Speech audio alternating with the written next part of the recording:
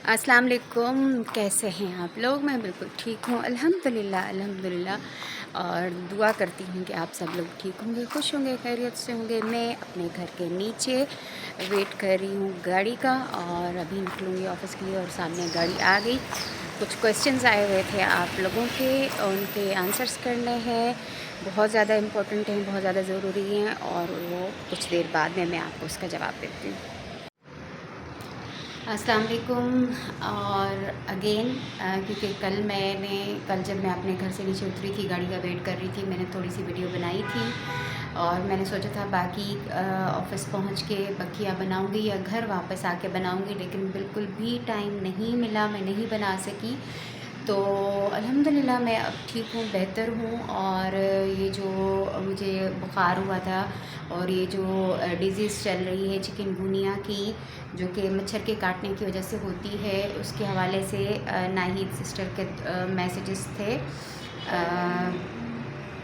फ़रीदा, sorry, फ़रीदा सैब के। तो वो उन्होंने कहा कि ये किस तरह की बीमारी है, हमने नहीं सुना, काइंडली आप जो है इसके बारे में बताएं। तो एक्चुअली ये यहाँ कराची में, पाकिस्तान में कराची में बहुत ज़्यादा है। एटलीस्ट हर फैमिली में किसी न किसी को हो रही है, लेकिन वायरल भी नहीं है, पर्सन टू पर्सन लगने वाली भी नहीं है। ये मच्छर के बाइट करने से जो है वो होती है। होता ऐसा है कि पहले आपको जो है कुछ लोगों को पहले बॉडी पेन स्टार्ट हो जाता है, फिर बुखार आता है।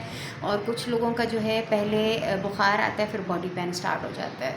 तो इसका जो ट्रीटमेंट है अब तक वो यही है कि आपने पेन किलर लेनी है, पेनाडोल लेनी है, और इसके अलावा जो है ग्रीन एप्पल्स का जूस पीना है, और लिक्विड डाइट ज़्यादा लेनी है। क्योंकि डेंगू और जो मलेरिया था वो भी मच्छर की बीमारियां हैं, और ये एक थर्ड टाइप है मच्छर की बाइट करने से ही ये हो रही है, जिसका नाम है चिकनगुनिया। जो कि सिस्टर आपने कहा था कि आपने इससे पहले इस बीमारी के बारे में नहीं सुना। ये पिछले 2-3 साल से है, कुछ केसेस इसके निकल रहे थे, हो रही थी। लेकिन अभी ये जो करंट अभी चल रहा है, इसमें जो है बहुत ज़्यादा ये कॉमन है, ख़ासकर कराची में। तो अभी मुझे कल 1 मंथ कंप्लीट हो जाएगा, और सिचुएशन ये है कि जो भी बॉडी पेन था पूरी बॉडी में, वो हर जगह अल्हम्दुलिल्लाह मैं ठीक हूँ। वीकनेस भी बेहतर हो गई है।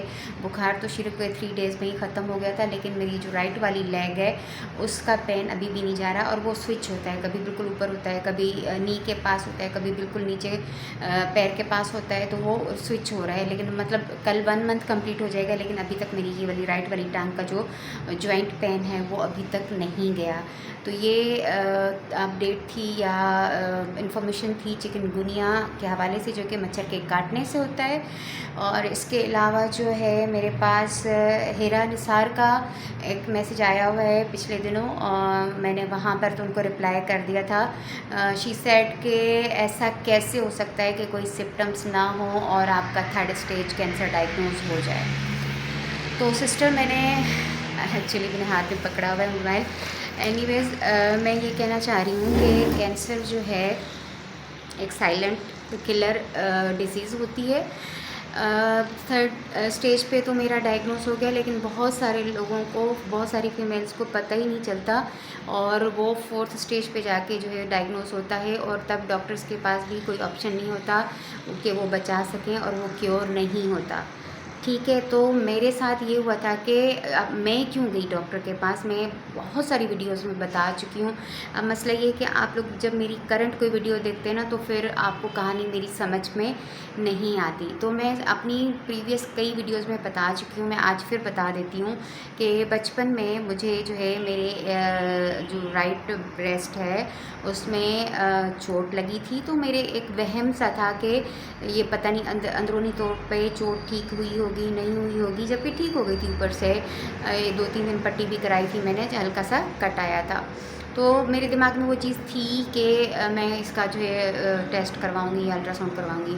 तो 4-5 साल पहले मैंने इसी राइट साइड का अल्ट्रासाउंड करवाया था, जो कि ठीक आया था। और लेकिन फिर भी मुझे तसल्ली नहीं हुई थी कि जो है वो आजकल बहुत ज़्यादा कॉमन है। और स्कूल में जब हम 9th क्लास में थे तो टीचर्स भी बताती थी कि कुछ कोई गिल्टी, कोई रेसिस्ट, रसोली फील हो तो अपने पेरेंट्स को बताएं, अपनी मदर को बताएं, और ये सारी चीज़ें दिमाग में थी।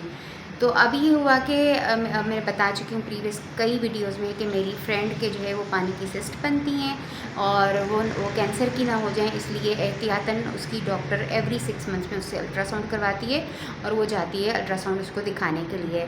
अल्हम्दुलिल्लाह वो बिल्कुल ठीक है। तो मैंने उससे कहा कि तुम मेरा अपॉइंटमेंट भी ले लेना, तो मैं भी अल्ट्रासाउंड करवाऊँगी। तो उसने मेरा अपॉइंटमेंट लिया, मैंने अल्ट्रासाउंड करवाया और उससे मेरा जो है कैंसर डायग्नोज हुआ 3rd स्टेज। अब मसला ये है कि मुझे सिम्पटम्स क्यों नहीं थे, बस अब ये है मैं बता चुकी हूँ कि ये साइलेंट किलर है, अंदर ही अंदर आपको ख़त्म कर रही होती है, खा रही होती है। मेरे ये जो हाथ है एक्सला, जो अंडर आर्म कहते हैं, यहाँ पर मेरे सिस्ट थी कैंसर की, और यहाँ पर बाद में जाती है, पहले आपके ब्रेस्ट में सिस्ट बनती है। जो मेरे ब्रेस्ट में सिस्ट बनी वो तो बहुत छोटी सी थी, और लेकिन ये कि वो जो यहाँ पे अंडर आर्म एक्सला में जो बनी वो बड़े साइज़ की भी थी, और उन्हीं में जो है मेरा ज़्यादा था, कैंसर ज़्यादा था, क्योंकि दोनों की बायोप्सी हुई थी और उसी में स्टेज का पता चलता है कि आपका 3rd स्टेज है। अब मसला ये है कि मेरे ब्रेस्ट में भी रसोली थी और एक्सला में भी रसोली थी। उसका जब डायग्नोज होने के बाद जो डायग्नोज हुआ अल्ट्रासाउंड में, और उन्हीं दो जगहों से जो है वो मवाद निकाला जाता है, बायोप्सी के लिए भेजा जाता है, जिससे स्टेज का पता चलता है। मवाद निकाला गया, क्लिप्स लगाए गए बायोप्सी में, और ये ऑपरेशन की तरह ही एक प्रोसेस होता है, और उसमें जो रिपोर्ट आई उसमें पता चला कि मेरा 3rd स्टेज है। ये मेरी कहानी थी। वैसे जो सिम्टम्स होते हैं वो मैं आपको बता दूं, आपने पढ़ा भी होगा, सुना भी होगा, आजकल इंटरनेट का दौर है, यूट्यूब का दौर है। उसमें जो मेन सिम्टम्स हैं वो ये है कि आपके ब्रेस्ट के आसपास कोई हार्डनेस फील हो, कोई रसोली फील हो, कोई सिस्ट फील हो, इट मीन्स कि आपको जो है फ़ौरन अल्ट्रासाउंड करवाना चाहिए, डॉक्टर को दिखाना चाहिए। दूसरा सिम्टम ये होता है कि आपके ब्रेस्ट का साइज़ दोनों में से कोई एक अगर ज़्यादा बड़ा हो गया है या छोटा हो गया है, बढ़ रहा है साइज़, ये कम हो रहा है, ये भी सिम्टम है। और जो तीसरा सिम्टम है वो ये कि आपका जो निप्पल है वहाँ से कोई डिस्चार्ज तो नहीं हो रहा, वहाँ पे कोई दाना तो नहीं हो गया, वहाँ पे कोई लिक्विड चीज़ तो फील नहीं होती है आपको। तो मेन जो सिम्टम्स है वो ये हैं, लेकिन मुझे ये इन तीनों में से कोई नहीं था, ठीक है। ना मेरी साइज़ में कोई फ़र्क आया था, ना ही मुझे निप्पल में कोई डिस्चार्ज वगैरह फील होता था, ना ही मुझे सिस्ट फील होती थी, लेकिन मेरे अंदर सिस्ट मौजूद थी। जब अल्ट्रासाउंड हुआ तो डायग्नोज हुआ कैंसर, और जब बायोप्सी हुई तो 3rd स्टेज हुआ।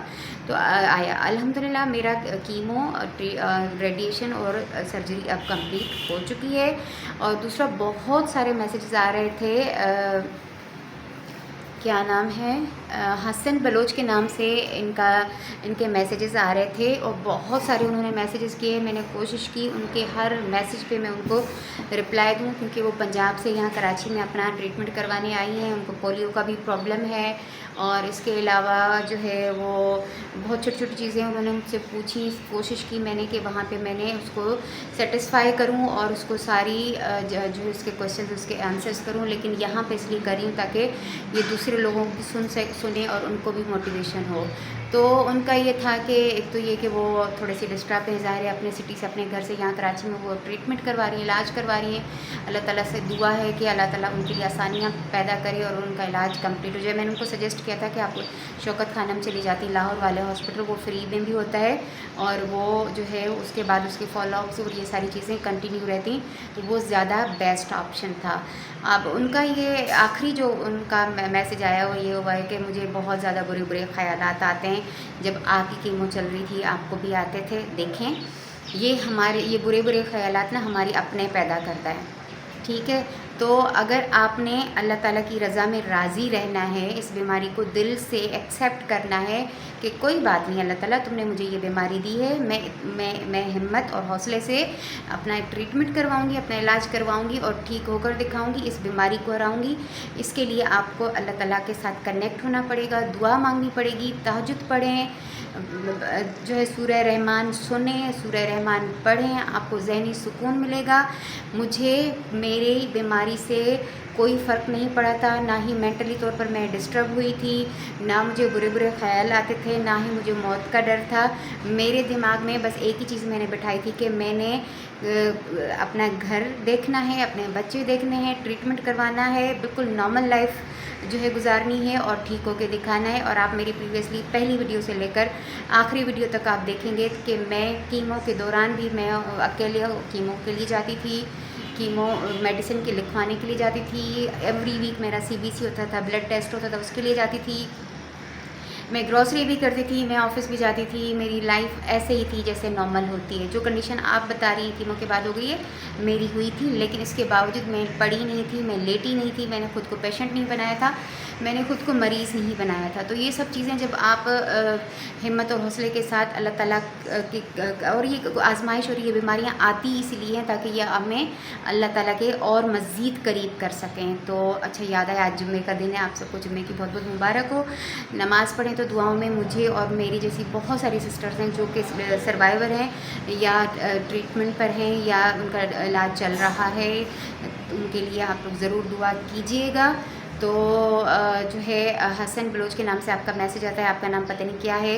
आप बिल्कुल परेशान ना हो, जितना हो सके अपना सूरह रहमान सुने, पढ़ें, सूरह यासीन, जो भी आपको आता है, छोटी वाली बुक मंजिल ले लें, उसमें बहुत कुछ होता है, पढ़ें, अपना ख्याल रखें, दिमाग को पॉजिटिव रखें, दिल को पॉजिटिव रखें और अल्लाह ताला पर ईमान रखें कि आप बिल्कुल ठीक हो जाएंगे इंशाल्लाह। अपना बहुत सारा ख्याल रखिएगा, दुआ में याद रखिएगा।